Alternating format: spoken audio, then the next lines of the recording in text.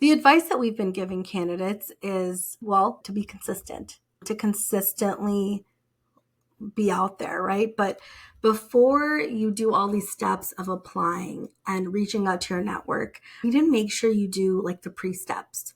So making sure that your LinkedIn is completely up to date. So I'm going to back up even more for just a second. I think when people are in a job search, I think that you really want to focus on what you want to do next, right? Not just what you're qualified to do next. What are your favorite customers to work with?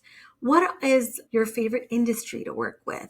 What have you always wanted to try? And you can really pull skills from volunteering, from interning, from customers you've worked with, even if it's not the industry that you were in, because your product could be in a different industry supporting a bunch of different customers, right?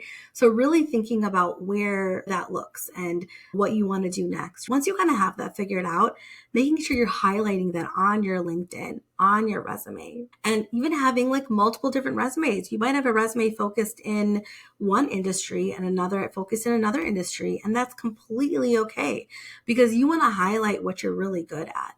So that's probably some of my biggest advice. And then once all of that is done, reach out to your network, start applying to jobs, making sure that you're putting your best foot forward.